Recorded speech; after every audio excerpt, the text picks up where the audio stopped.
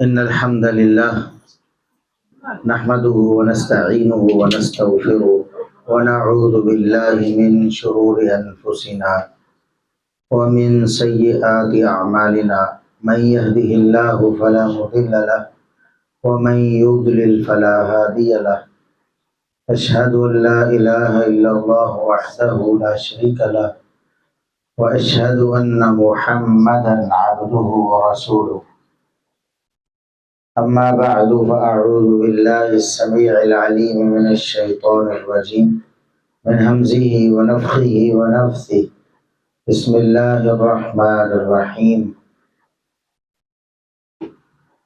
والسابقون الأولون من المهاجرين والأنصار والذين اتبعوهم بإحسان رضي الله عنهم ورضوا عنه. سامعین محترم، صحابہ کرام رضوان اللہ علیہم اجمعین کے حوالے سے اہل السنہ کا عقیدہ کیا ہے اور صحابہ کرام کے حوالے سے جو شبہات آج لوگوں کے ذہنوں میں ڈالے جا رہے ہیں ان کی حقیقت کیا ہے، میں اختصار سے انشاءاللہ یہ باتیں آپ کے گوش گزار کرنا چاہوں گا۔ سب سے پہلے یہ بات سمجھنا ضروری ہے کہ صحابہ کرام رضوان اللہ علیہم اجمعین ہمارے دین کی اساس اور بنیاد ہیں۔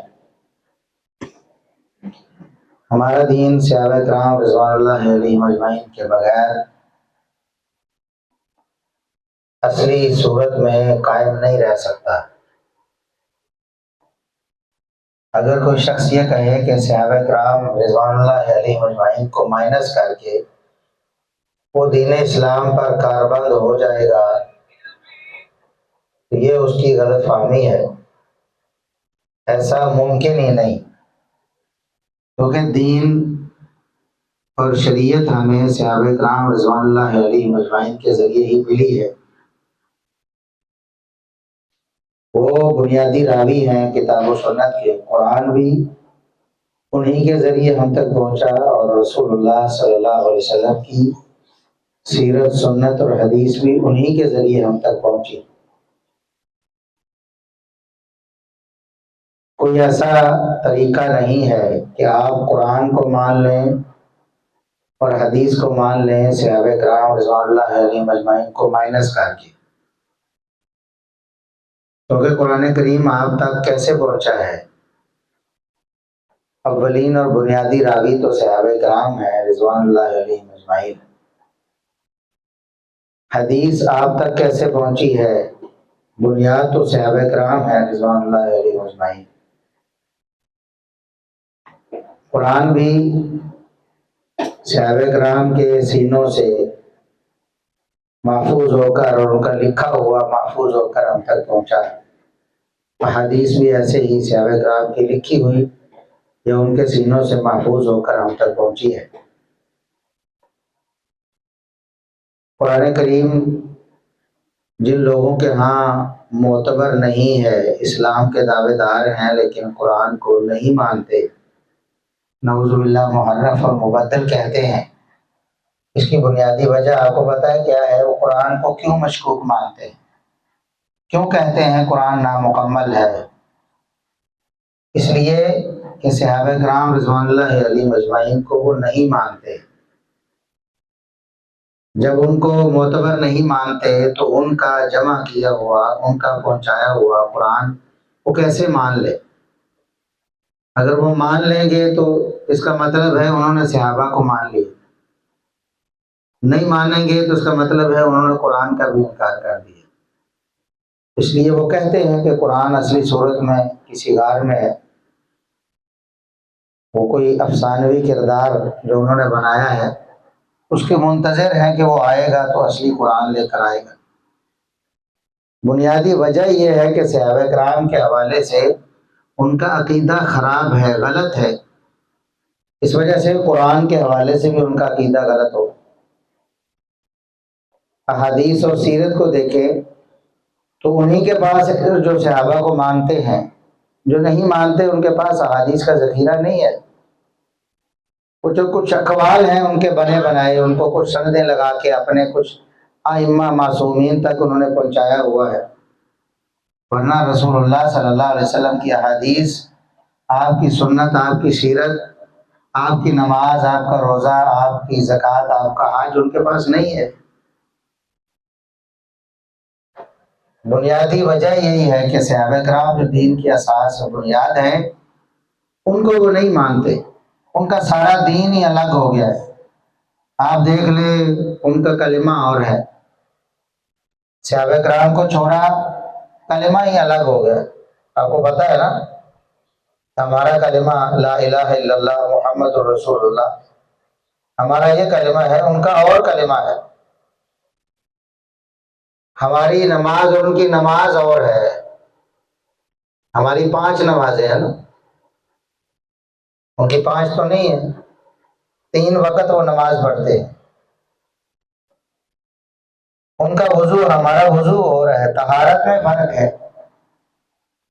وہ وضو ہمارے طرح تو نہیں کرتے سنت کے مطابق، رسول اکرم صلی اللہ علیہ وسلم کی احادیث کے مطابق تو وضو نہیں کرتے، وہ تو پاؤں نہیں دھوتے، ننگے پاؤں پہ مسح کرتے ہیں، ان کا وضو اور ہے۔ نماز کا طریقہ الگ ہے،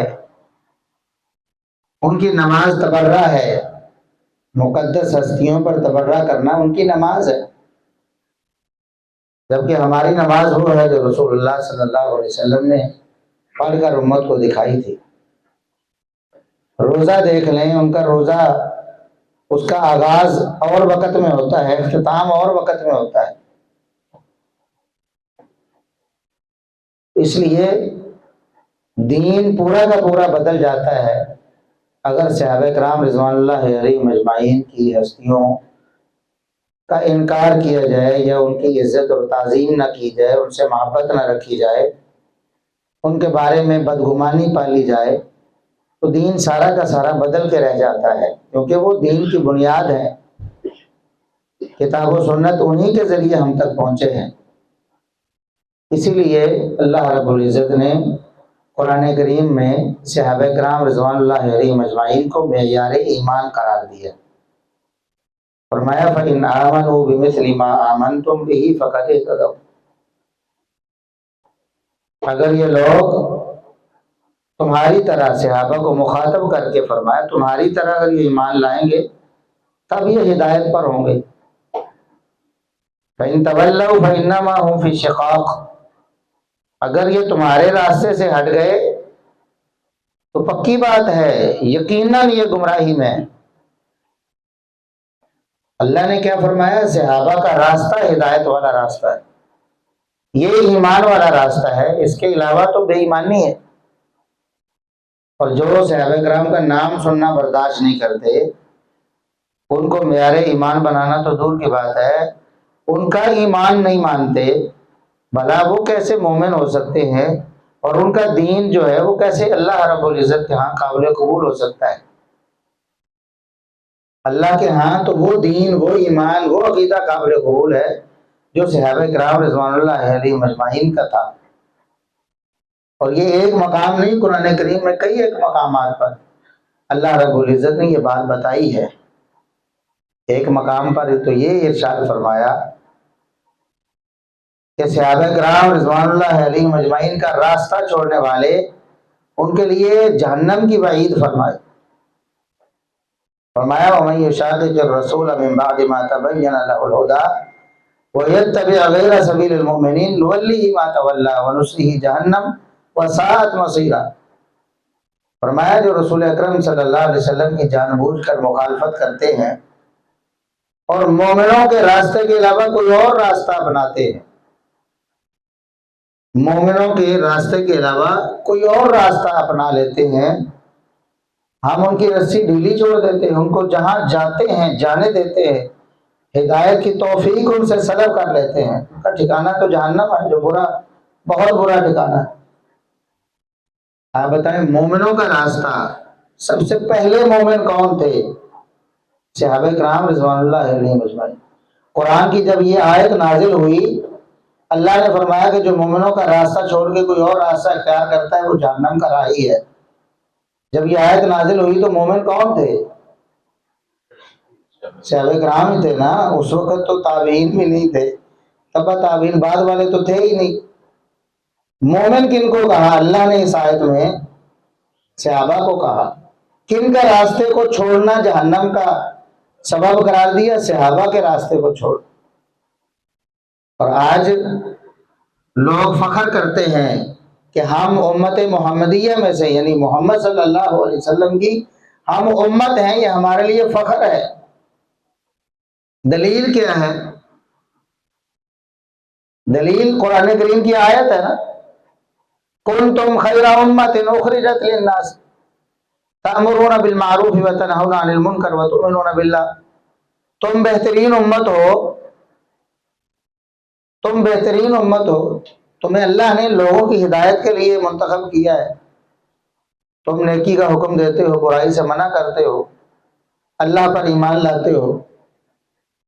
اللہ نے فرمایا تم بہترین امت ہو۔ آج سفید بھی یہی کہتے ہیں اور کالے بھی یہی کہتے ہیں کہ ہم بہترین امت ہیں، ایسے ہی ہے نا؟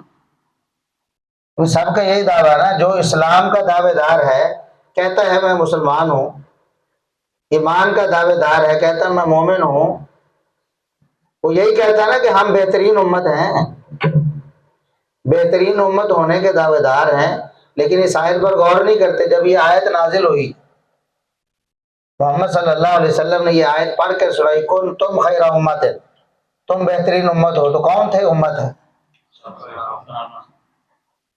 اور جن کو اللہ نے فرمایا تم بہترین امت ہو، ان کا ایمان ہی نہیں مانتے تو کہتے ہیں کہ ہم بہترین امت ہیں۔ جو بہترین امت ہیں حقیقت میں، جن کی پیروی کر کے ہم بھی بہترین امت بن سکتے ہیں، بعد والے بھی بہترین امت بن سکتے ہیں، انہی کا انکار کر کے پھر کہتے ہیں کہ ہم بہترین امت ہیں۔ یعنی آیت ان کے لیے نازل ہوئی اور یہ اپنے اوپر فٹ کر کے خوش ہو رہے ہیں کہ ہم بہترین امت ہیں۔ جو بہترین امت حقیقت میں تھے ان کا تو راستہ چھوڑ دیا نا، ان کا راستہ چھوڑ کے آپ کیسے بہترین امت بن سکتے؟ بدترین گروہ ہے، بدترین، شریر ترین، اللہ کے ہاں مبغوض ترین قوم ہے جو صحابہ کرام سے نفرت کرتی ہے اور صحابہ کرام رضوان اللہ علیہ اجمعین پر طعن کرتی ہے، بدترین قوم ہے۔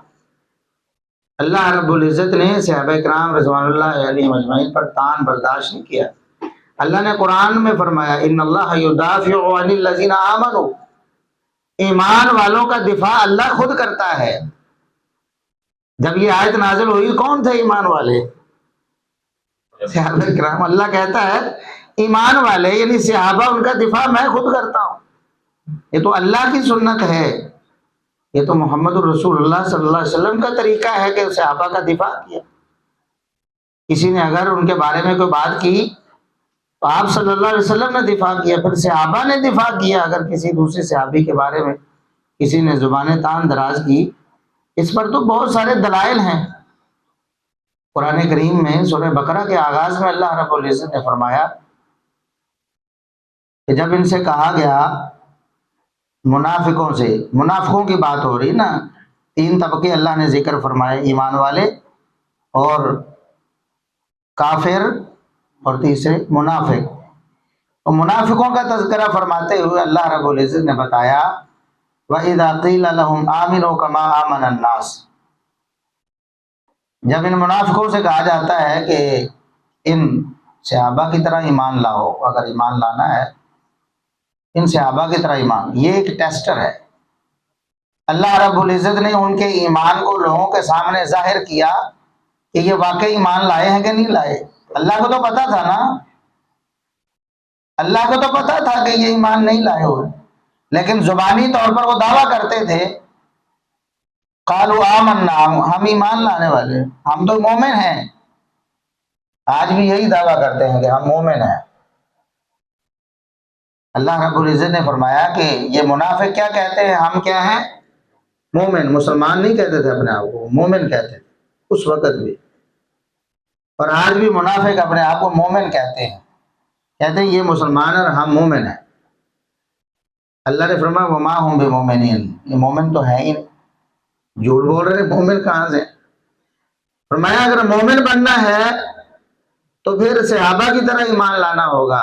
ان سے جب کہا جاتا ہے، جب ان سے کہا گیا کہ ایمان لاؤ صحابہ کی طرح، تو انہوں نے آگے سے صحابہ کی گستاخی کی. انؤمن کما آمن السفہاء، کیا ہم نعوذ باللہ بیوقوفوں کی طرح ایمان لائیں؟ تو اللہ رب العزت نے بتایا کہ یہ ٹیسٹ کرنے کا طریقہ آپ کے پاس یہ ٹیسٹر ہے، لگا کے فوراً معلوم کر لو کہ یہ حقیقی مومن ہے، یہ منافق ہے. اس سے کہو صحابہ جیسا ایمان لاؤ، وہ کہے کہ بالکل میں تو صحابہ جیسا ایمان لاتا ہوں تو مومن ہے. اگر وہ کہے کہ نعوذ باللہ صحابہ تو ایسے ایسے تھے، میں ان کی طرح کیوں ایمان لاؤں، تو سمجھو منافق ہے. اللہ نے اس وقت سے بتایا ہوا ہے کہ منافقوں کی یہ نشانی ہے کہ وہ صحابہ پر بد زبانی کرتے. صحابہ کو منافق کہا تو اللہ رب العزت نے دفاع فرمایا، میں الا انہم هم السفہاء، تو صحابہ کو بیوقوف کہتے ہیں نعوذ باللہ. خبردار، بلا شبہ، بار بار تاکید لگا کر، بات پکی کر کے اللہ رب العزت نے خبردار، بلا شبہ، اس میں کوئی شک نہیں، یہی لوگ خود بیوقوف ہیں جو صحابہ کرام رضوان اللہ علیہم اجمعین کو یہ کہتے ہیں. اسی طرح سیدہ عائشہ صدیقہ رضی اللہ عنہا پر تہمت لگائی انہی منافقین نے. یہی تھے نا منافقین، ایک مسلمان تھے، ایک کافر تھے، تیسرے منافق تھے. سیدہ عائشہ صدیقہ رضی اللہ عنہا پر تہمت لگانے والے یہ منافق تھے. ان منافقوں نے تہمت لگائی، بات آگے پھیلائی، آگے آگے آگے آگے لوگوں نے باتیں کرنی شروع کر دی. تو جب آیات نازل ہوئی، سورہ نور کی 10 آیات نازل ہوئی، سیدہ عائشہ رضی اللہ عنہا کی برات ہوئی، ان کی طہارت پاکیزگی بیان کرنے کے لیے. تو ایک آیت میں اللہ رب العزت نے فرمایا یعظکم اللہ ان تعودوا لمثلہ ابدا ان کنتم مؤمنین.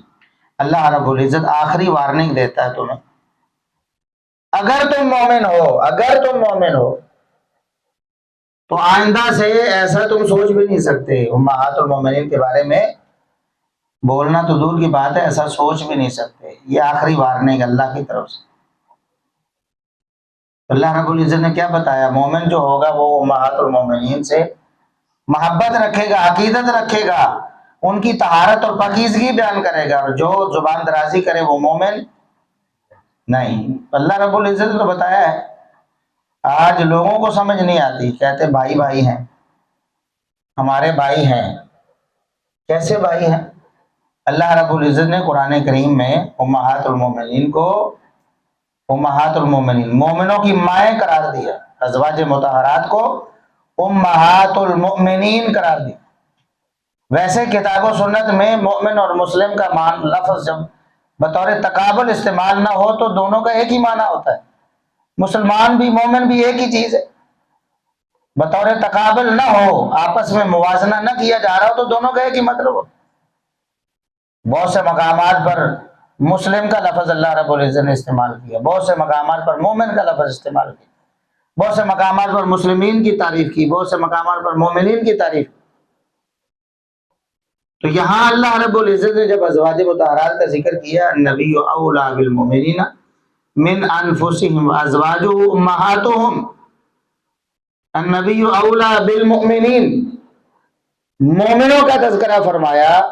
فرمایا نبی جو ہے مومنوں کو ان کے جانوں سے بھی زیادہ عزیز ہے. محمد صلی اللہ علیہ وسلم مومنوں کو یعنی صحابہ کو ان کی جانوں سے بھی زیادہ عزیز ہیں، اور آپ صلی اللہ علیہ وسلم کی ازواج جو ہیں وہ مومنوں کی مائیں ہیں. اسی لیے اصطلاح استعمال ہوئی 1400 سال سے امہات المؤمنین. ویسے تو امہات المسلمین بھی ہو سکتا ہے، لیکن اصطلاح جو قرآن نے لفظ استعمال کیا مومنین کیا امہات المومنین، اور بعد میں مسلمانوں نے بھی شعار بنایا اہل سنہ نے امہات المومنین یعنی مومنوں کی مائیں ہیں. تو جو ازواج مطہرات ہیں ان کا تعلق مومنوں کے ساتھ ہے. منافق نہ انہیں ماں مانتے ہیں، نہ وہ منافقوں کو اپنی اولاد مانتی. سیدہ عائشہ صدیقہ رضی اللہ تعالی عنہا سے کسی نے کہا نا تو فلاں تو آپ کی ماں ہونے کا انکار، آپ کو ماں نہیں مان؟ انہوں نے کہا میں تو مومنوں کی ماں ہوں، میں تو مومنوں کی ماں ہوں، منافقوں کی میں ماں ہوں ہی نہیں، کافروں کی ماں ہوں ہی۔ تو ٹھیک ہے، اچھی بات ہے نا، وہ برات کا اظہار کرتا ہے، میری طرف نسبت تو وہی کرے گا جو مومن ہوگا۔ تو اس لیے صحابہ کرام رضوان اللہ علیہم اجمعین بشمول ازواج مطہرات، ان کا دفاع اللہ رب العزت نے کیا، ان کا احترام اللہ رب العزت نے سکھایا، ان کا مقام، ان کی فضیلت اللہ رب العزت نے بتائی۔ اور اتنے مقامات ہیں قرآن کریم کے، اتنے مقامات ہیں کہ اگر پڑھتے جائیں تو راتیں گزر جائیں، ایک ایک آیت اگر پڑھتے جائیں، ایک ایک آیت پڑھتے جائیں، صرف آیت اور اس کا ترجمہ کرتے جائیں، بہت لمبا وقت درکار ہے، جتنا مقام مرتبہ اللہ رب العزت نے بیان کیا ہے۔ اور یہی اہل السنہ والجماعہ کا عقیدہ ہے۔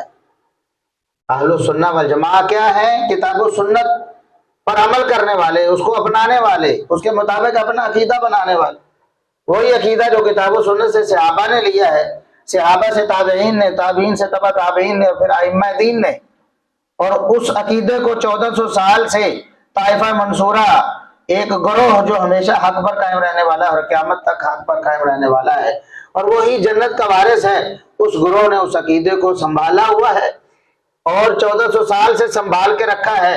وہ اس کو آگے پھیلا رہے ہیں، اس کی تعلیم دے رہے ہیں، اس پر کتابیں لکھ رہے ہیں، اس پر درس دے رہے ہیں، اور قیامت کی صبح تک وہ یہ کام کرتے رہیں گے حتیٰ کہ اللہ رب العزت کے دربار میں اسی عمل کو، اسی عقیدے کو لے کر پیش ہو جائے۔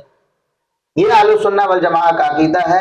صحابہ کرام رضوان اللہ علیہم اجمعین بشمول امہات المؤمنین، سب سے محبت رکھنی ہے، سب سے عقیدت رکھنی ہے، سب کا احترام کرنا ہے، سب کو جنتی ماننا ہے، سب کو جنتی ماننا ہے، اور سب کا تذکرہ خیر کرنا۔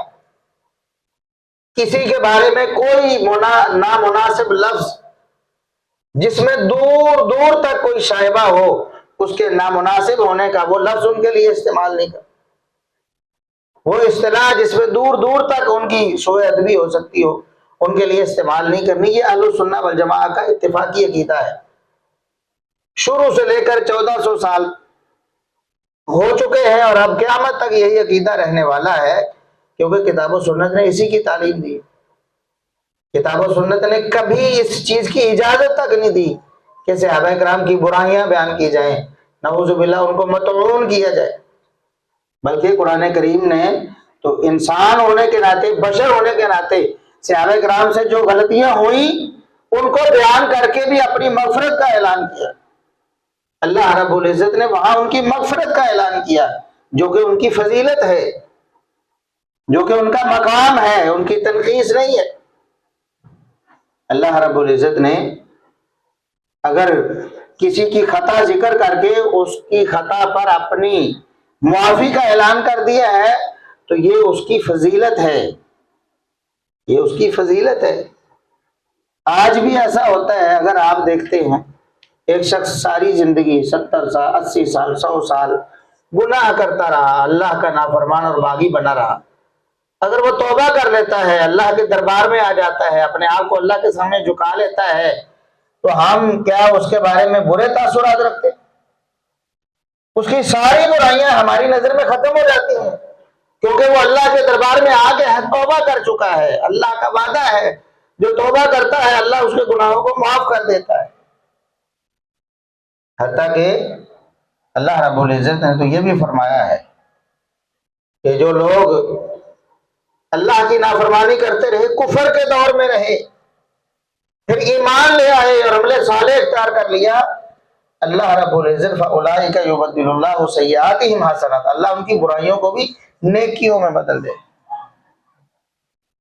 اب یہ فضیلت ہے نا، جس کی برائیاں کی ہوئی برائیاں اللہ ان کو نیکیوں میں بدل دے، اور ان برائیوں کو نیکیوں میں بدل کے ان کے بدلے میں جنت دے دے، یہ بڑا فضیلت نہیں؟ یہ فضیلت ہے۔ تو اللہ رب العزت نے جہاں کہیں اکا دکا مقامات پر صحابہ کرام کے ایسے معاملات کو، ان کی اخطاء کا ذکر فرمایا تو ساتھ ہی مغفرت کا اعلان فرمایا، ساتھ ہی مغفرت کا اعلان فرمایا۔ آپ کو کوئی مقام ایسا نہیں ملے گا قرآن کریم میں کہ صحابہ کرام کی کسی خطا کا ذکر ہو اور اللہ نے مغفرت کا اعلان نہ کیا۔ ساتھ ہی مغفرت کا اعلان.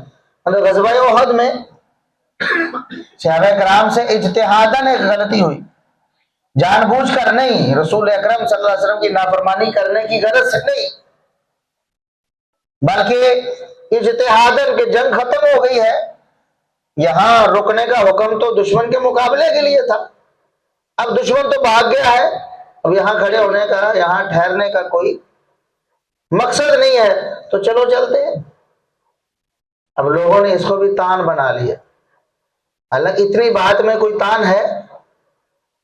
رسول اکرم صلی اللہ علیہ وسلم نے فرمایا کہ یہاں ایک لشکر، ایک جو گروہ ہے وہ یہاں ٹھہرے گا اور یہیں پر ٹھہرے گا جب تک اس کو حکم نہ ملے کہ اپنی جگہ چھوڑ دے. اب جنگ ختم ہوگی، دشمن بھاگ رہا، شکست کھا کے میدان چھوڑ گیا. انہوں نے کہا کہ مقصد ختم ہو گیا ہے، میدان جنگ میں ہی کھڑا کیا تھا، جنگ ختم ہو گئی، اس بات میں کوئی تان ہے؟ اگرچہ حکم یہ تھا کھڑے رہنا ہے تو کھڑے ہی رہنا تھا، لیکن ان کی نیت کیا تھی؟ کیا اس میں کوئی بدنیتی تھی؟ وہ جگہ چھوڑنے میں کہ کوئی بدنیتی تھی یا جان بوجھ کر کوئی مخالفت تھی رسول اکرم صلی اللہ علیہ وسلم؟ نہیں، اس میں تان کہاں سے آ؟ لیکن ظالموں نے تان بنایا. حالانکہ اللہ رب العزت نے ساتھ ہی اعلان فرما دیا وَلَقَدْ عَفَا عَنْكُمْ، اللہ نے تمہیں معاف کر دی، چلو ہو گیا جو ہو گیا، اللہ نے تمہیں معاف کر دی، یہ ساتھ ہی اعلان فرمایا. عَفَا اللَّهُ عَنْهُمْ، اللہ نے انہیں معاف کر دیا، مخاطب کر کے کہا تمہیں معاف کر دیا، مومنوں کو بتایا کہ میں نے صحابہ کو معاف کر دیا. لوگوں نے، ظالموں نے اس کو بھی تان بنا لیا. کیا کہا کہ مال غنیمت کی لالچ میں انہوں نے اپنی جگہ چھوڑ دی. آپ اندازہ کریں، اور یہ ایسا جھوٹ ہے، ایسا بہتان ہے کہ یہ ہمارے ذہنوں میں، ہمارے بچوں کے ذہنوں میں، لوگوں کے ذہنوں میں یہی بیٹھا ہوا ہے. اب پوچھ لیں اکثر کے ذہنوں میں یہی ہوگا، یہی سنا نا، مال غنیمت کی لالچ میں انہوں نے چھوڑ دیا. حالانکہ یہ بالکل غلط ہے.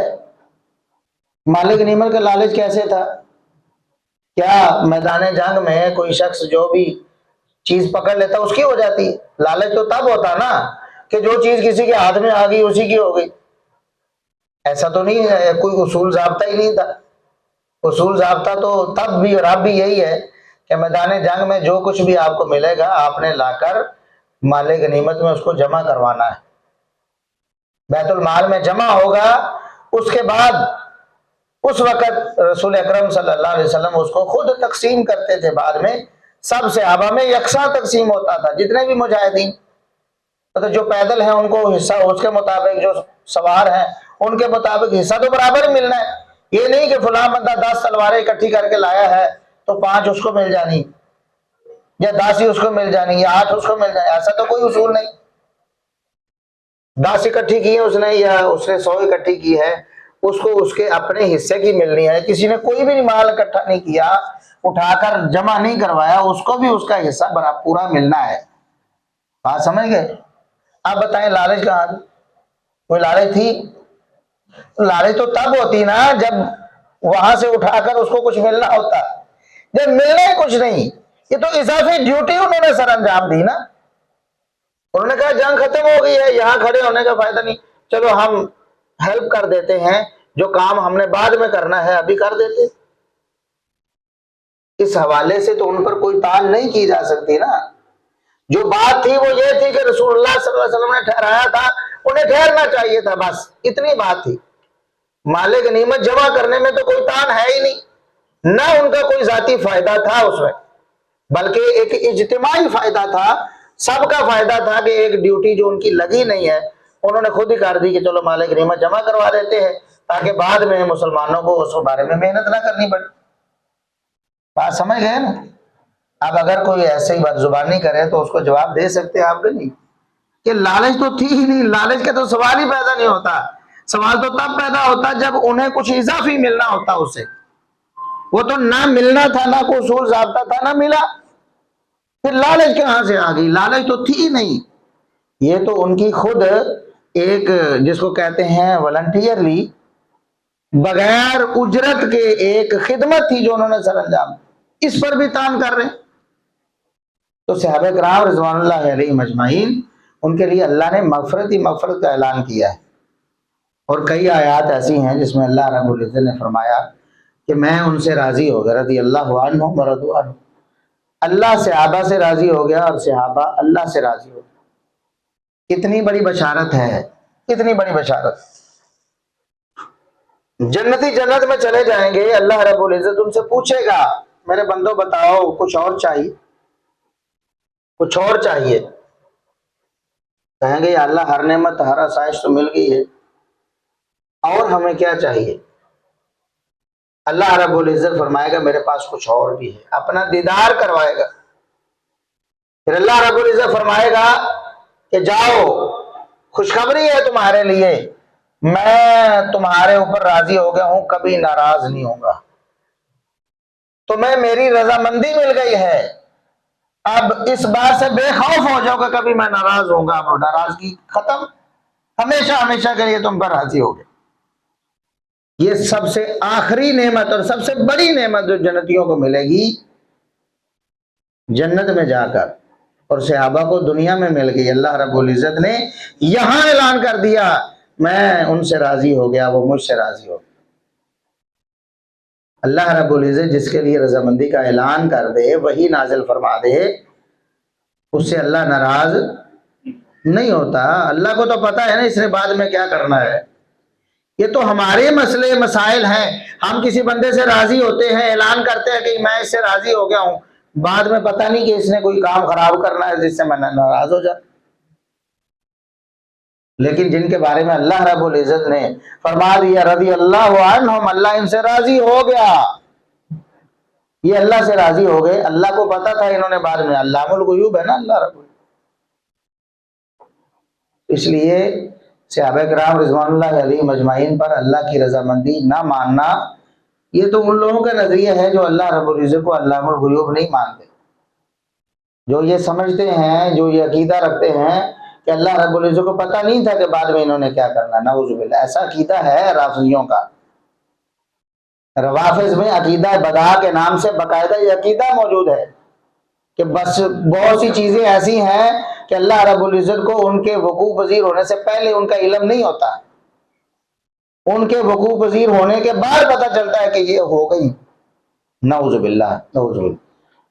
اہل سنت تو سمجھتے ہیں، ان کا تو عقیدہ ہے، قرآن کی نصوص ہیں اس پر، حدیث کی نصوص ہے، اللہ علام الغیوب ہے، جو کچھ ہوا ہے جو کچھ ہونا ہے ابد الآباد تک اللہ رب العزت کو اس کا علم ہے، یقینی علم ہے، اس کے علم میں ذرا برابر بھی کوئی نقص نہیں ہے۔ یہ تو ہمارا عقیدہ ہے۔ پھر جب اللہ فرما دے میں راضی ہو گیا، اس کے بعد پھر اس کے بعد کیا ہے؟ نبی کریم صلی اللہ علیہ وسلم نے بدر والوں کے لیے فرمایا، اہل بدر کے، جب حاتب بن ابی بلتہ رضی اللہ عنہ سے ایک خطا ہوئی جو کہ ویسے غیر صحابی سے ہو تو وہ بغاوت کے زمرے میں آتی، بغاوت جس کی سزا قتل سے کم نہیں،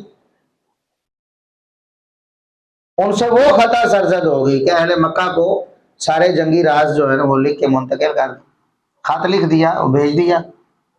اللہ رب العزت نے وحی کی، رسول اکرم صلی اللہ علیہ وسلم نے بھیجا، صحابہ کو وہ خط نکال کر واپس لایا گیا۔ اب سیدنا عمر بن خطاب رضی اللہ عنہ جلال میں آ گئے، کہتے ہیں اللہ کے رسول دعنی اضرب عنق ھذا المنافق، مجھے اجازت دیجیے میں اس منافق کی گردن اڑا دوں، یہ تو منافق ہے، ظاہر ہے مومن ہوتا تو ہمارا ساتھ دیتا، یہ تو کافروں کے ساتھ، یہ تو منافق ہے، میں اس کی گردن اڑاؤں، مجھے اجازت دے۔ رسول اکرم صلی اللہ علیہ وسلم نے میں عمر آپ کو معلوم نہیں کہ یہ بدری ہیں، یہ حاتب بن ابی بلتہ بدری صحابی ہے، اور اللہ رب العزت نے اہل بدر کی طرف نظر رحمت فرما کے یہ اعلان کیا تھا اعملوا ما شئتم فقد غفرت لکم، جاؤ جو مرضی کرتے رہو میں نے تمہیں معاف کر دی۔ اعملوا ما شئتم، دوسری روایت میں الفاظ فقد وجبت لکم الجنہ، جنت تمہارے لیے الاٹ ہو چکی ہے۔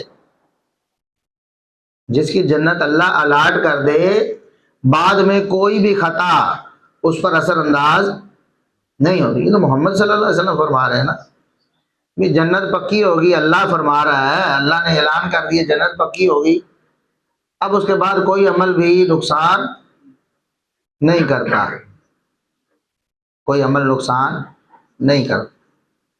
اس لیے فرمایا عمر تم کیا بات کرتے ہو, اس کو منافق کہہ رہے ہو یا اس کی گردن اڑانا چاہتے ہو؟ اللہ نے فرما دیا ہے جو مرضی کرتے رہو, میں نے تمہیں معاف کر دیا ہے. سبحان اللہ, کیسی بشارت ہے, آپ اندازہ کریں. اللہ فرماتا ہے جاؤ جو مرضی کرتے رہو میں نے تمہیں معاف کر دیا. بلینک چیک ہوتا ہے نا کسی کو دینا, جاؤ جو مرضی نکلوا لو, جو مرضی لکھ دو, تمہارا مانا جانا ہے, بس تمہارے اوپر کوئی قدر. ایسے ہی ہے نا.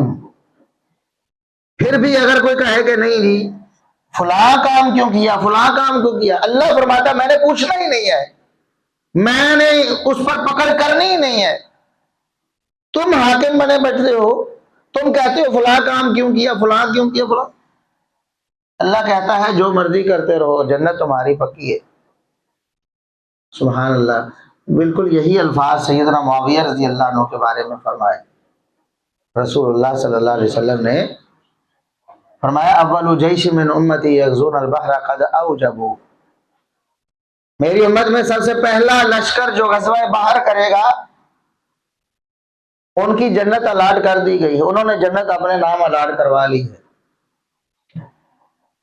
کیا فرمایا, پہلا لشکر جو غزوہ بحر کرے گا انہوں نے جنت اپنے نام الاٹ کروا لی ہے. اور جس کے نام جنت الاٹ ہو جائے اس الاٹمنٹ کو کوئی منسوخ کر سکتا, کوئی گناہ بھی منسوخ نہیں کر سکتا. یہی بات تو اہل بدر کے بارے میں فرمائی نا اللہ نے, اعملوا ما شئتم فقد وجبت لكم الجنہ, جنت تمہارے نام الاٹ ہوگی, جاؤ جو مرضی کرتے, پوچھنا ہی نہیں میں نے. یہی بات غزوہ بحر کرنے والوں کے بارے میں رسول اللہ صلی اللہ علیہ وسلم نے فرمائی کہ وہ پہلا لشکر جو غزوہ بحر کرے گا رسول اکرم صلی اللہ علیہ وسلم کے دور میں نہیں ہوا, سیدنا ابوبکر رضی اللہ عنہ کے دور میں نہیں ہوا, سیدنا عمر رضی اللہ عنہ کے دور میں نہیں ہوا, سیدنا عثمان رضی اللہ عنہ کے دور میں ہوا غزوہ بحر. اندازہ کریں کتنا عرصہ پہلے رسول اللہ صلی اللہ علیہ وسلم بشارت دے گئے, فرما گئے کہ ان کی جنت الاٹ ہو چکی ہے. اللہ نے الاٹ کی نا, اللہ کو نہیں پتا تھا بعد میں کیا کرنا ہے. آج کہتے ہیں نا انہوں نے یہ کر دیا, انہوں نے یہ کر دیا, انہوں نے یہ کر دیا. حالانکہ اکثر باتیں ان میں سے جھوٹ ہے. اہل بیت کو جی وہ لعنتیں کروا, نعوذ باللہ ثم نعوذ باللہ, لعنت ہے ایسے جھوٹ بولنے والوں پر. فلاں جی جھوٹ جھوٹ منسوب کی ہے ان کی طرف. ہم کہتے ہیں اگر ساری باتیں سچ ہوں تب بھی اللہ نے ان سے پوچھنا نہیں ہے. جب اللہ نے نہیں پوچھنا ہم کون ہوتے ہیں پوچھنے. اللہ کہتا ہے میں راضی ہوں, اور سب کچھ جاننے کے باوجود اللہ کہتا ہے نا میں راضی ہوں. تو اگر کوئی کہے کہ میں ناراض ہوں, یعنی اللہ کے فیصلے کو قبول, اللہ کے فیصلے کو چیلنج کر رہا ہے کہ یا اللہ تو راضی ہے لیکن میں ناراض ہوں. کتنا بڑا بدبخت ہے وہ, اس کا ایمان کہاں ہے, وہ بے ایمان ہے. کون سا اسلام ہے اس کے پاس, کچھ بھی نہیں. اس لیے صحابہ کرام رضوان اللہ علیہم اجمعین, ان کی عزت و توقیر, ان کا مقام و مرتبہ, ان کی فضیلت, ان کی عقیدت و احترام یہ فرض اور لازم ہے. اللہ رب العزت نے اس حوالے سے کوئی رعایت نہیں کی کہ جی کسی صحابی کو مان لو اور کسی کو نہ مانو تو پھر خیر ہے, جس کو مرضی مانتے رہو جس کو مرضی نہ مانو. بلکہ کیٹیگوریکل مطلق طور پر فرمایا یہ لوگ جنتی ہیں, یہ اللہ کے محبوب, اولئک حزب اللہ, یہ اللہ کا گروہ ہیں, یہ اللہ کا گروہ ہیں, یہ اللہ کا لشکر ہے, اور اللہ کے لشکر ہی کامیاب ہونے والے ہیں. اولئک هم المہتدون, یہی ہدایت یافتہ, یہی ہدایت یافتہ ہے. ایک ایک صحابی نبی ہدایت یافتہ ہے. قرآن نے اعلان فرمایا اولئک هم المؤمنون حقا, یہی حقیقی مومن ہے. حقیقی مومن جو حقیقی مومن تھے, جن کے ایمان کو اللہ نے دکھایا کہ یہ حقیقی مومن ہے, ان کے ہی ایمان کا انکار کر کے کوئی اپنے مومن ہونے کا دعویٰ کرے, یہ مزاح کا خیز ہے.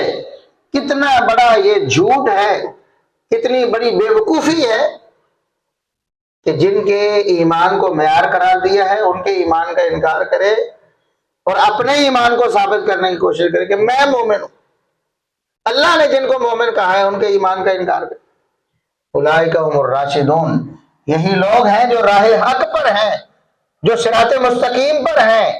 صحابہ صراط مستقیم پر تھے، جو صحابہ کے راستے پر ہے وہ صراط مستقیم پر ہے، اور جو چھوڑ دیتا ہے اس راستے کو وہ صراط مستقیم کا دعویٰ نہیں کر سکتا، وہ ضلالت اور جہالت کے راستے میں ہے، وہ جہنم کے راستے پر ہے، وہ ہلاکت اور بربادی کے راستے پر ہے۔ حق کا راستہ، جنت کا راستہ وہ صحابہ کا راستہ۔ اس لیے آج کے دور میں جو شکوک و شبہات پھیلائے جاتے ہیں صحابہ کرام کے حوالے سے، ان کا بنیادی مقصد لوگوں کو اسلام سے دور کرنا ہے، اسلام سے، ایمان سے دور کرنا ہے، کیونکہ طریقہ کار حالات کے مطابق بناتے ہیں نا لوگ۔ دشمنی کا طریقہ کار بھی حالات کے موافق ہوتا ہے۔ ان منافقوں نے بھی دیکھا کہ ہم کھل کر رسول اللہ صلی اللہ علیہ وسلم کی مخالفت نہیں کر سکتے، مدینہ میں تو رسول اکرم صلی اللہ علیہ وسلم کا تسلط قائم ہو گیا، آپ کو تو سب نے مان لیا ہے اپنا سربراہ اور سردار، اب آپ کی مخالفت کرنا تو گویا اپنے آپ کو نقصان میں ڈالنا ہے۔ تو انہوں نے اوپر سے کہا کہ ہم تو ایمان والے ہیں، اوپر سے کلمہ پڑھ لیا اور اندر کھاتے اسلام کے خلاف سازشیں کرتے رہے، پیغمبر اسلام صلی اللہ علیہ وسلم کو پریشان کرتے رہے۔ آج بھی یہی طریقہ کار اختیار کیا ہے لوگوں نے، بلکہ ہمیشہ سے یہ انہی کی ذریت چلی آتی ہے، وہی اقوال، وہی افعال، وہی طریقہ کار، وہی الفاظ، حتیٰ کہ جیسا میں نے بتایا وہ بھی کہتے تھے کہ ہم مومن ہیں، اللہ کہتا مومن نہیں۔ آج یہی کہتے مومن ہیں، ہم کہتے مومن نہیں، اللہ نے جو کہا مومن نہیں، ہم بھی کہتے مومن۔ زبانی طور پر دعویٰ ایمان کرتے ہیں، لیکن صحابہ کرام کے ایمان کا انکار کر کے یہ ثابت کر دیتے ہیں کہ یہ مومن نہیں ہے، یہ منافق ہے۔ تو آج یہ سب کچھ کس لیے ہو رہا ہے؟ کسی مسلمان، گئے گزرے مسلمان کو کوئی کہے کہ آپ قرآن کو چھوڑ دو، آپ محمد صلی اللہ علیہ وسلم کے فرمان کو چھوڑ دو، کوئی ماننے کے لیے تیار تو نہیں ہوگا، فوراً انکار کر دے گا، نعوذ باللہ ثم نعوذ باللہ، میں ایسے کیسے کر سکتا۔ لیکن انڈائریکٹلی ایسے طریقے سے وہ آپ کے دل و دماغ میں باتیں ڈالیں گے کہ اس کے بعد وہ آپ کو نہیں کہیں گے قرآن کو چھوڑ دو، حدیث کو چھوڑ دو، لیکن آپ چھوڑ دیں گے۔ لوگ چھوڑ رہے کیسے؟ وہ کہیں گے صحابہ کرام جن کو تم صحابہ کہتے ہو، بڑی عزت دیتے ہو، بڑے، وہ تو ایسے ایسے تھے، وہ تو دنیا دار تھے، وہ تو دنیا کے لالچی تھے، وہ اقتدار کے حریص تھے، وہ تو دین کو پامال کرنے والے تھے، وہ تو نظام مصطفیٰ کو خراب کرنے والے تھے۔ ایک بندہ ان باتوں کو اگر قبول کر لیتا ہے، کہتا واقعی صحابہ کرام تو یہ کرتے تھے، اس کا لازمی نتیجہ کیا ہوگا کہ ایک شخص جب معتبر نہیں رہا، وہ امین نہیں رہا، وہ اللہ کے دین پر قائم نہیں ہے، وہ اللہ کے دین میں خیانت کرنے والا ہے، تو اس کی بات کو کیسے قبول کریں گے؟ وہ قرآن آپ کو بتائے کہ یہ قرآن ہے، کیسے مان لو گے آپ، جبکہ آپ کے پاس کوئی سورس دوسرا ہے ہی نہیں؟ بتائیں، قرآن صحابہ کے واسطے کے بغیر آپ کے پاس آیا، کسی کے پاس ہے وہ نسخہ تو دکھائے ہمیں، جو صحابہ کرام کے واسطے کے بغیر اس کے پاس آیا ہے، صحابہ کرام نے نہیں دیا لیکن وہ کہتا ہے مجھے، میرے پاس ہے، دکھائے نا وہ نسخہ، نہیں ہے۔ وہی صحابہ ہیں، ابو بکر ہیں، عمر ہے، عثمان ہے، علی ہے، وہی ہیں، وہی زید بن ثابت ہے رضی اللہ عنہ، جن کو سیدنا ابو بکر صدیق رضی اللہ عنہ نے مقرر کیا ہے کہ انہوں نے قرآن صحابہ کرام کا لکھا ہوا اور ان کے حافظے سینوں سے محفوظ کر کے 2 گتوں میں کتابی صورت میں پیش کرنا ہے۔ ہمیں تو نہیں پتا کس کس صحابی سے کون کون سی آیت انہوں نے لی ہے، ہمارے پاس تو، ہمارے سامنے تو زید بن ثابت ہے کہ انہوں نے قرآن مدون کر کے جمع کر کے دیا ہے۔ اگر ان کو معتبر نہیں مانیں گے تو قرآن کو کیسے معتبر مانیں؟ اس کے علاوہ کوئی سند ہے کسی کے پاس تو پیش کریں۔ یہ جو مصحف آپ کے پاس ہے، زید بن ثابت کو نکال کے بتایا نا کہاں سے آیا اس کے پاس، نہیں حدیث، ایک بھی حدیث صحابہ کرام کے واسطے کے بغیر تو آپ کو ایک نہیں پہنچ۔ کسی حدیث سے اگر صحابہ کا واسطہ گر جائے، اگر وہاں صحابی ذکر نہیں ہے تو وہ تو منقطع ہو جائے گی، مرسل ہو جائے گی، ہمیں تو نہیں پتا کس نے بیان کی۔ ہاں یہ ذکر آ جائے نام نہ بھی ہو، پتہ ہو کہ صحابی روایت کر رہا ہے، کوئی بھی صحابی، اور رجل من اصحاب النبی صلی اللہ علیہ وسلم، رسول اللہ صلی اللہ علیہ وسلم کے کسی صحابی سے روایت ہے تو ہمیں قبول ہے۔ بس پتہ چل جائے کہ صحابی ہے، بیان کرنے والا، قبول ہے۔ اگر یہ نہیں پتہ چلتا کہ واقعی یہ صحابی نے بیان کی ہے، واسطہ نہیں ہے، ہمارے نزدیک مردود ہے، اس کی کوئی حیثیت، مرسل ہے، وہ ضعیف ہے، غیر معتبر ہے، غیر ثابت ہے۔ اس لیے اس طرح حملے کرتے ہیں، لوگوں کے قلوب و اذہان کو الجھاتے ہیں۔ جب ایک شخص یہ مان لیتا ہے نعوذ باللہ صحابہ کرام کے بارے میں کہ وہ خائن تھے، وہ نعوذ باللہ ایسا ایسا دین کو بیچتے تھے یا دنیا کو ترجیح دیتے تھے، اس کے بعد اس کے لیے نہ قرآن ہے نہ حدیث ہے، مشکوک ہوگی اس کے لیے۔ اس لیے میں بتایا میں نے کہ ان کے پاس نہ قرآن ہے نہ حدیث ہے، جن کے پاس صحابہ نہیں ہے، جن کے پاس صحابہ ہیں ان کے پاس ہی کتاب و سنت ہے، قرآن حدیث انہی کے پاس ہے۔ یہ جو شکوک و شبہات ڈالے جاتے ہیں، اصل میں آپ کو ایمان سے برگشتہ کرنے کے لیے، آپ کے ایمان کو ختم کرنے کے لیے ایسا کیا جاتا ہے۔ اور ہم نے دیکھے ہیں لوگ ایسے آن دی ریکارڈ موجود ہیں جو ایک وقت میں دیندار، متشرع، نمازی، داڑھیوں والے، اللہ سے ڈرنے والے، متقی، پرہیزگار، لیکن کسی ایسے فتنے میں شکار ہوئے، صحابہ کرام سے برزن ہوئے، نہ نماز، نہ روزہ، نہ داڑھی، نہ دین، اسلام سے بیزار ہو، ملحد ہو گئے، دین سے اچاٹ ہو گئے، دین سے تعلق ناتا ختم کر لیا۔ وجہ کیا ہے؟ اساس اور بنیاد ختم ہو گئی، بس اس کے اوپر عمارت کیسے کھڑی کر سکتے آپ؟ تو صحابہ کرام رضوان اللہ علیہ مجمعین کے حوالے سے جتنے بھی شکوک و شبہات ڈالے جاتے ہیں، سب کا ایک واحد حل، واحد جواب کہ صحابہ کرام رضوان اللہ علیہ مجمعین اللہ رب العزت کی پسندیدہ شخصیات، اللہ ان سے راضی ہو چکا ہے، وہ تو جنتی ہے۔ ان کے بارے میں اگر ان سے کوئی خطا واقعی ہوئی ہے تب بھی اللہ رب العزت کے ہاں درگزر ہے۔ اور تم نے تو جھوٹ بنائے ہوئے ہیں، جھوٹے قصے، جھوٹے کہانیاں بنا بنا کر لوگوں کو گمراہ کر رہے ان کے بارے میں کہ انہوں نے یہ کیا، انہوں نے یہ کیا، انہوں نے وہ کیا۔ رہی بات مشاجرات کی، جو عام طور پر صحابہ کرام پر تان کی بنیاد یہی رکھی جاتی ہے، دیکھو جی فلاں نے فلاں سے لڑائی کر لی، فلاں نے فلاں سے اختلاف کر لی۔ بھائی کیا ہوا؟ اختلاف کرنے سے کیا ہوتا ہے؟ لوگ کہتے ہیں کہ نہیں جی دیکھو دو لڑنے والے ہوں، ان میں سے ایک حق پر ہوتا ہے اور ایک نہ حق ہوتا ہے، آپ ہمیں بتائیں کون حق پر کون نہ حق؟ ہم تو حق والوں کا ساتھ دیں گے، نہ حق لوگوں سے ہم برات کا اظہار کریں گے۔ ایسے ہی ہوتا ہے، لوگ کہتے ہیں، ہم کہتے ہیں کہ ہر وقت لڑنے والے، اختلاف کرنے والے حق نہ حق ہوتے نہیں۔ ہمیشہ یہ کوئی قاعدہ کلیہ نہیں ہے، بلکہ ایسی مثالیں موجود ہیں، دو بندے اختلاف کر رہے ہیں، لڑائی بھی ہو رہی ہے، دونوں حق پر ہیں۔ قرآن کہتا ہے موسیٰ و ہارون علیہ السلام میں لڑائی ہوگی، دونوں بھائی بھی ہیں، دونوں نبی بھی ہیں۔ جب موسیٰ علیہ السلام کوہ طور پر گئے، اللہ رب العزت سے ملاقات کر رہے، پیچھے ہارون علیہ السلام کی ڈیوٹی لگائی کہ میں نے اپنی قوم کو بڑی مشکل سے، بڑی محنت سے، جدوجہد سے، تبلیغ سے ایک عرصہ ان کے پیچھے میں نے لگایا ہے، تو تب ان کو توحید پر لے کے آیا ہوں، میرے پیچھے سے ان کا خیال کرنا، کہیں دوبارہ گمراہی کی طرف نہ چلے جائیں۔ یہ ذمہ داری لگا کر چلے گئے۔ جب واپس آئے تو دیکھا کہ قوم تو بچڑے کی پوجا کر رہی، توحید کو چھوڑ کر شرک میں مبتلا ہو چکی ہے۔ غصہ آ گیا، بہت زیادہ غصہ آ گیا، پھر پوچھا ہی نہیں ہارون علیہ السلام سے کہ کیا ہوا کیا نہیں ہوا۔ ان کے سر کے اور داڑھی کے بال دونوں پکڑے۔ قرآن نے کہا کہ ہارون علیہ السلام نے کہا لا تأخذ بلحیتی ولا براسی، بھائی جان میرے بال، داڑھی کے بال، سر کے بال چھوڑے، میری بات سن۔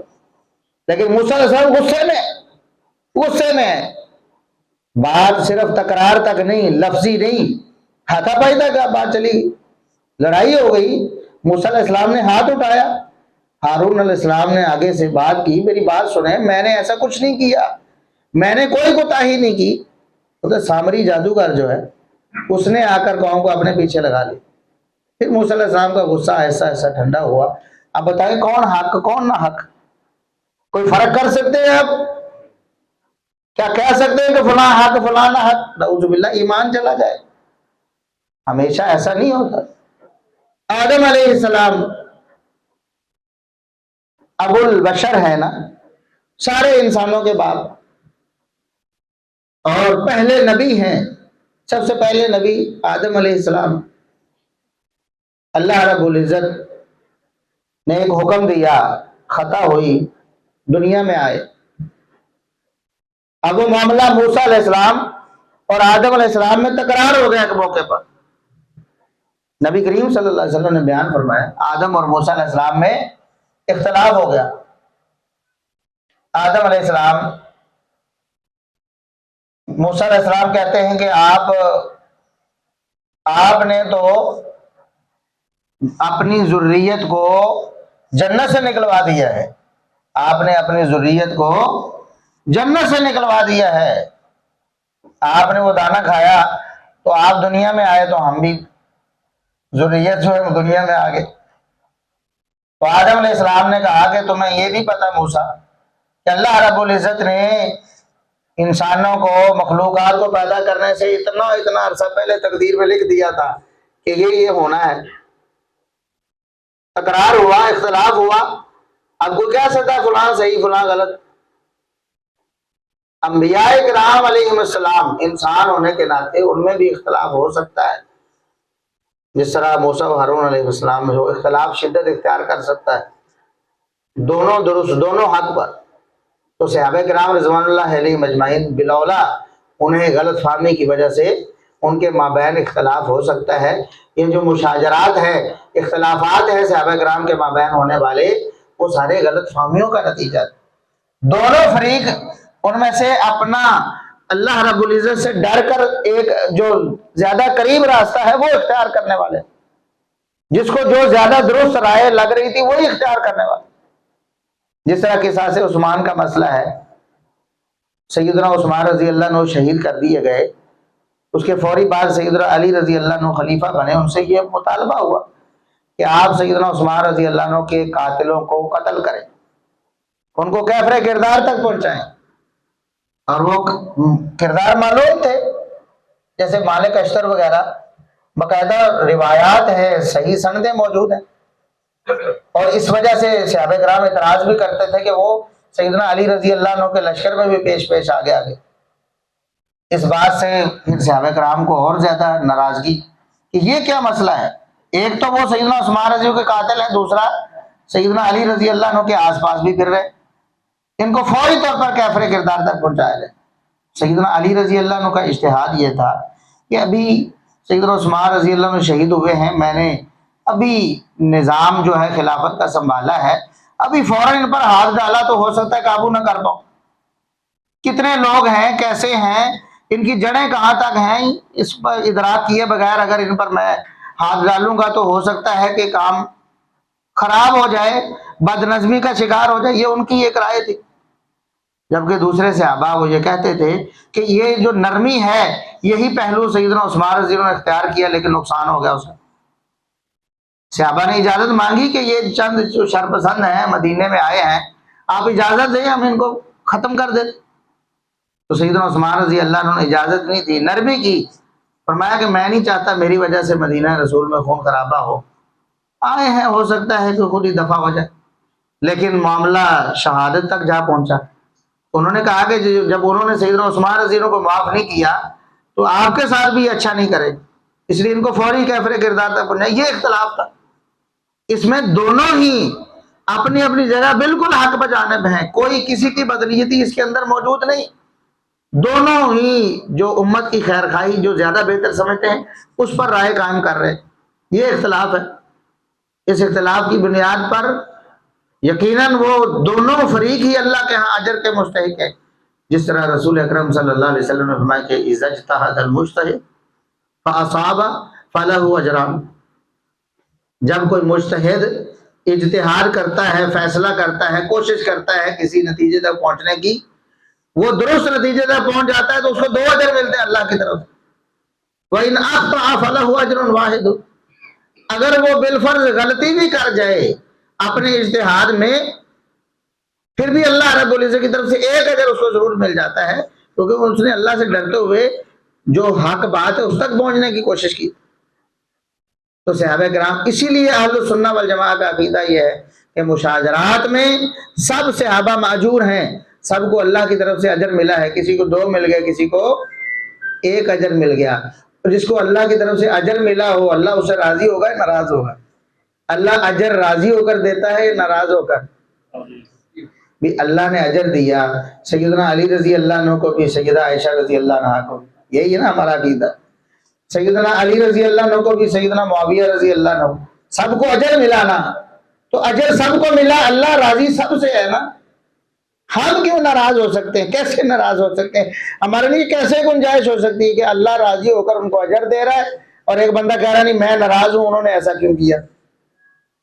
اس لیے صحابہ کرام رضوان اللہ علیہم اجمعین ان کے حوالے سے ہمیشہ مثبت، ہمیشہ خیر کا کلمہ، ہمیشہ ان کی فضیلت کا بیان کرنا ہے، اور یہی بات اسلاف امت نے کہی ہے کہ صحابہ کرام کی ہمیشہ ان کی نیکی، ان کا تقوی، ان کی فضیلت، ان کا مقام بیان کرے، ان کے حوالے سے کوئی منفی بات وہ نہ کرے۔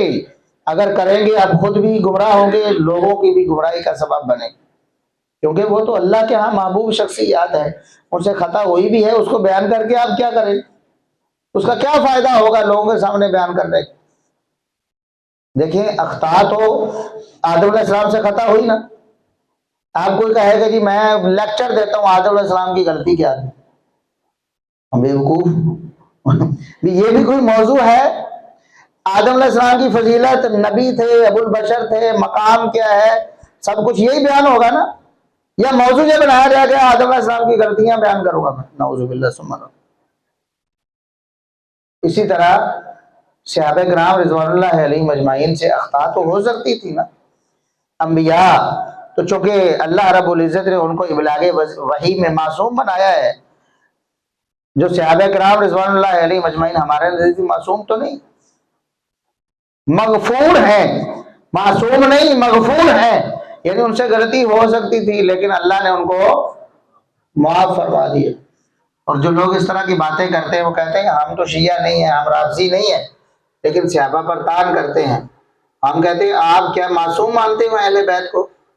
وہ تو کہتے ہیں نا معصوم، آپ تو معصومیت کے دعوے دار نہیں ہیں، نہیں ہے نا، تو چلو اہل بیت کی غلطیاں بیان کرو نا، اس پہ بھی لیکچر دو، پتہ چلے تم کتنے کوئی عدل و انصاف والے ہو۔ تم جو کہتے ہو کہ ہر ایک کی غلطی بیان، کہتے کیا ہے کہ اللہ نے تو نبیوں کی بھی غلطیاں بیان کی، یہی کہتے ہیں نا، کہتے ہیں اللہ نے نبیوں کی غلطیاں بیان کی اور تم صحابہ کی بیان نہیں کرنا دیتے۔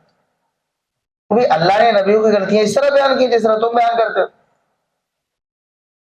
اللہ نے نبیوں کی غلطیاں بیان کی ہیں، تم بھی وہی دوبارہ وہ آیات تلاوت کرتے ہو، تو کیا دل میں کوئی نفرت کے جذبات رکھتے ہو، یا دل میں کوئی رنج رکھتے ہو ہم سے، یا کوئی برا بول بولتے ہو ان کے لیے؟ نہیں نا۔ تو پھر صحابہ کرام رضوان اللہ علیہم اجمعین کے لیے کیوں ایسا کہتے ہو کہ فلاں نے یہ ظلم کر دیا، فلاں نے یہ کر دیا، فلاں نے وہ کر دیا؟ اس کا مطلب ہے کہ تم بے ایمان ہو، نام تو لیتے ہو کہ اللہ رب العزت نے یہ کیا ہے اور ادھر کفر پھیلانے کی کوشش کرتے ہو۔ اللہ رب العزت نے آدم علیہ السلام کی جہاں خطا کا ذکر کیا، ساتھ میں توبہ کا ذکر کیا، ساتھ میں اللہ رب العزت نے جنت کے وعدے دے دیے۔ اسی طرح صحابہ کرام کے بارے میں بھی جہاں ذکر ہوا قرآن کریم میں، وہیں ساتھ میں بشارتیں بھی آ گئی۔ نبی کریم صلی اللہ علیہ وسلم نے بھی صحابہ کرام کے لیے بشارتیں ہی بشارتیں بیان کی ہیں۔ فرمایا خیر الناس قرنی ثم الذین یلونہم ثم الذین یلونہم، سب سے بہترین انسانوں میں سے، بنی نوع انسانوں میں سے، انبیاء اور رسول کے بعد سب سے بہترین میرے دور کے لوگ یعنی صحابہ ہیں، پھر ان کے بعد وہ لوگ ہیں جو صحابہ سے ملے، ان کے بعد پھر وہ لوگ ہیں جو صحابہ کو ملنے والوں سے ملے۔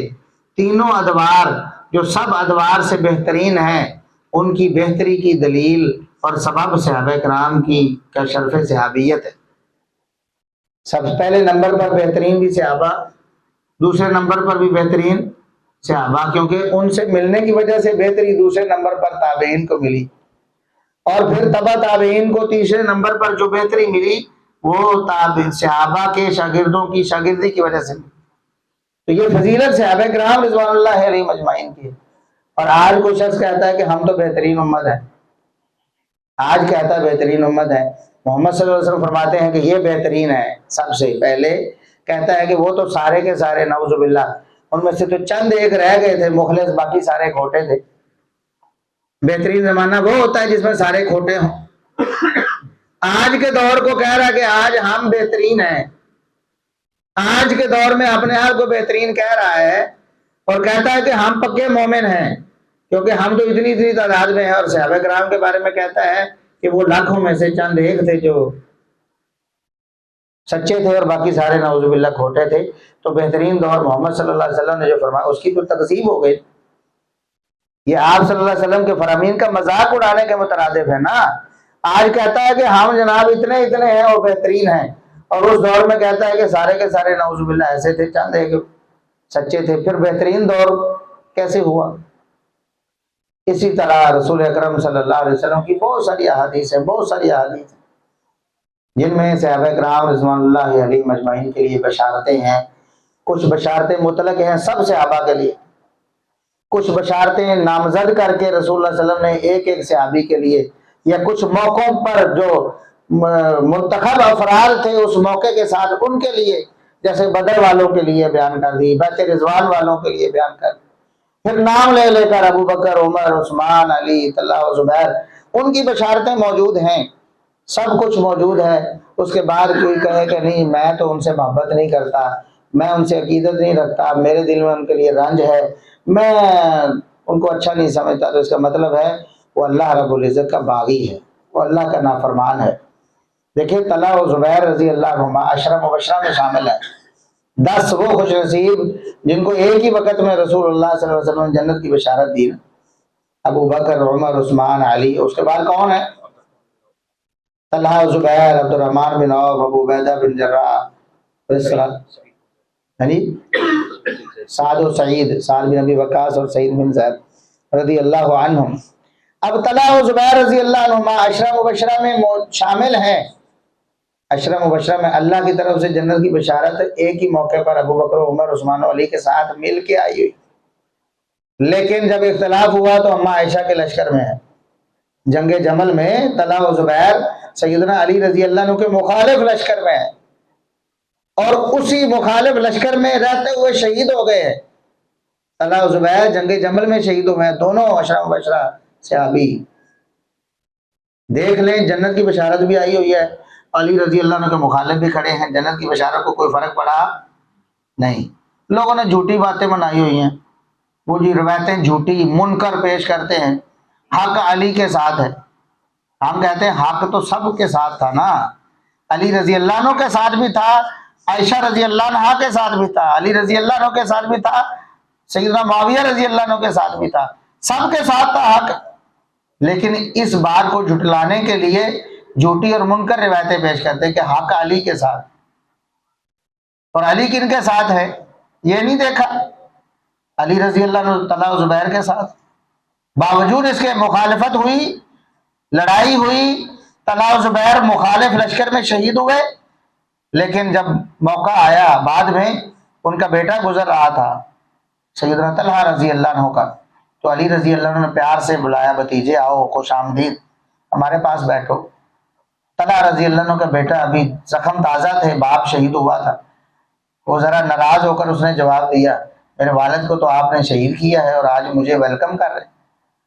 تو علی رضی اللہ عنہ کیا جواب دیا؟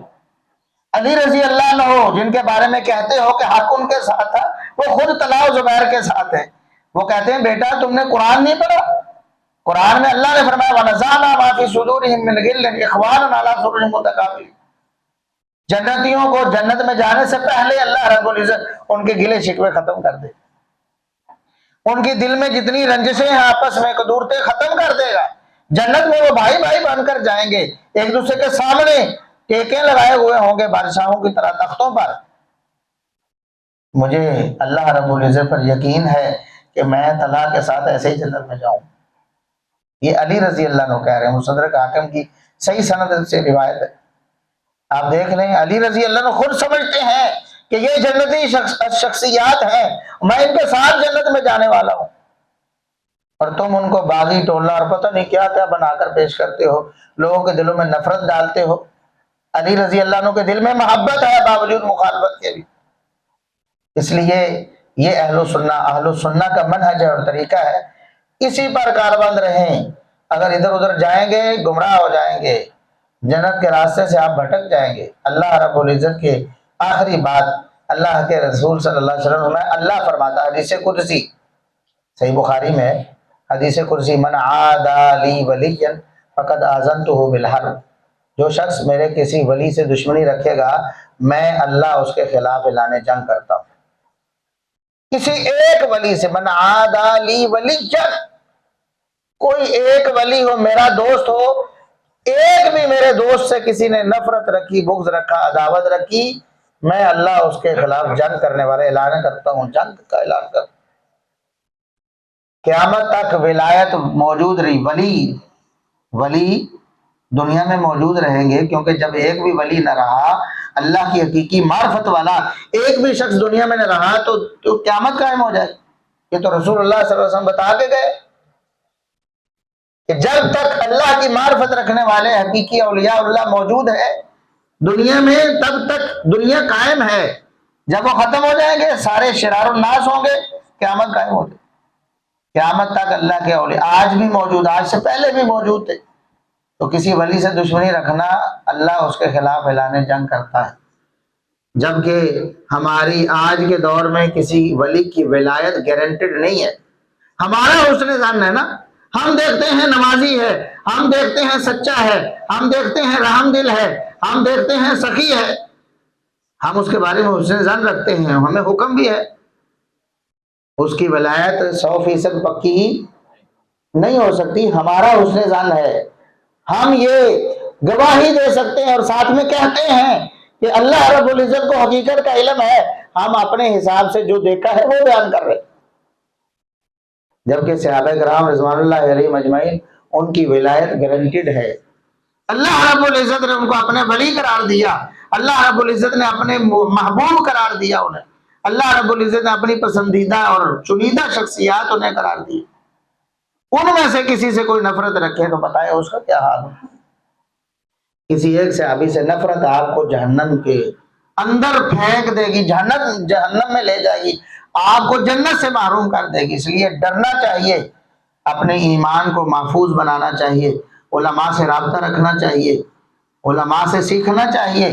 کوئی بھی اشکال ہو، کوئی شیطان کوئی خناس آپ کے دل میں کھٹکھٹا کرے، ایسا کوئی اشکال پیش کرے، فوراً علماء سے رجوع کرو. علماء آپ کی رہنمائی کریں گے، آپ کو بتائیں گے کہ یہ شیطان کہاں سے جھوٹ بول رہا ہے. قرآن میں تو اللہ نے صحابہ کی مدح ہی مدح بیان کی ہے. یہ جو کہہ رہا ہے کہ میں قرآن سے نعوذ باللہ صحابہ کا نفاق دکھاتا ہوں، علماء آپ کو بتائیں گے کہاں ڈنڈی مار رہا ہے، کہاں جھوٹ بول رہا ہے. احادیث میں تو نبی کریم صلی اللہ علیہ وسلم صحابہ کی فضیلتیں بیان کرتے رہے. مناقب کے پورے چیپٹر ہر حدیث کی کتاب میں آپ کو ملیں گے. صحابہ کی فضیلتیں ہی فضیلتیں ہیں. یہ جو کہتا ہے کہ آؤ میں تمہیں بتاتا ہوں فلاں ایسا تھا، فلاں ایسا تھا، یہ شیطان، یہ خناس کہاں ڈنڈی مار رہا ہے آپ کو نہیں پتا چلے گا. عوام کو کیسے پتا چلے؟ نہیں پتا چلے گا. یہ تو ماہرین کو پتا چلے گا کہ یہ بندہ ڈنڈی کہاں مار. کوئی بھی فیلڈ ہو، جس چیز فیلڈ کے آپ ماہر نہیں ہیں، آپ کو کوئی بندہ بھی کوئی بات کہے آپ اس کی تصدیق کر دیں گے کہ ہاں واقعی ایسے ٹھیک ہے، کیونکہ آپ نے بتایا ہے تو ہم نے مان لیے.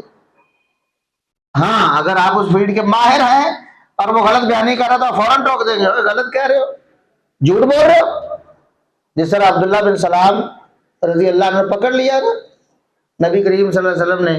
وہ یہودی تھا، یہودی عورت اور مرد دونوں غلط کاری میں پکڑے گئے تو ان کو رجم کرنے کی سزا سنائی. تو ایک یہودی نے کہا کہ نہیں، ہمارے مذہب میں تو صرف منہ کالا کرنا ہے اور چکر لگوا کے ان کو فارغ کر دینا ہے، قتل کرنا، رجم کرنا ہمارے مذہب میں نہیں ہے. نبی کریم صلی اللہ علیہ وسلم لاؤ نا تمہارے مذہب میں کیا، اپنی کتاب کھولو تورات دکھاؤ. اب وہ پڑھنے لگا، تورات پڑھ کر بتا رہا ہے اور جو لفظ جس میں رجم کا ذکر تھا کہ رجم کرنا ہے اس پر ہاتھ رکھ کے آگے گزر رہا تھا، عبداللہ بن سلام رضی اللہ عنہ فوراً پکڑ لیا، کیونکہ تورات کے عالم تھے، خود پہلے یہودی سے، بعد میں اللہ نے اسلام کی دولت سے مشرف کیا، ہاتھ پکڑ لیا، اٹھاؤ بھائی ہاتھ اٹھاؤ، یہ کیا ڈنڈی مار رہے ہو، اٹھاؤ نا ہاتھ اٹھایا، نیچے رجم کا لفظ جو ہے نا صاف نظر آ رہا۔ اس لیے جو ماہرین ہوتے ہیں وہ غلطی پکڑ سکتے ہیں، عام بندہ تو گمراہ ہو جائے گا، چاہے وہ آپ کو میڈیکل فیلڈ میں، انجینئرنگ کی فیلڈ میں، کسی بھی فیلڈ میں کوئی بندہ کوئی بات کہہ دے، آپ اس کو غلط صحیح کا معیار تو نہیں ہے آپ کے پاس، ہاں جو اس فیلڈ میں ماہر ہوں گے وہ غلطی پکڑیں۔ تو دین کے معاملے میں علماء وہ اتھارٹی ہوتے ہیں جو حلا نہیں، جن کو پتہ ہی کو نہیں، عربی پڑھنی نہیں آتی، آیت پڑھ نہیں سکتے اوپر دیکھ کے، حدیث کا متن پڑھنے کے قابل نہیں ہے، ترجمے والی کتاب آتی ہے تو خوش ہو جاتے ہیں جی فلاں کتاب کا ترجمہ آ گیا ہے، اب ہمیں پتہ چلے گا اس میں کون کون سی حدیثیں ہیں، کتابیں تو پہلے بھی موجود تھیں۔ ایسے جو حلا جن کو خود عربی پڑھنی بھی نہیں آتی ہے، ترجمہ بھی نہیں کر پاتے، سمجھ نہیں پاتے عربی میں کیا لکھا ہے، ان کے پیچھے پڑھتے ہو آپ اور علماء سے آپ دور ہو جاتے ہیں، اس کا مطلب ہے آپ بدبختی کی راہ پر ہیں۔ اللہ سے دعا ہے کہ اللہ رب العزت ہمیں سمجھنے اور عمل کرنے کی توفیق عطا فرمائے۔ سبحان ربک رب العزت عما یصفون وسلام علی المرسلین والحمد للہ رب العالمین۔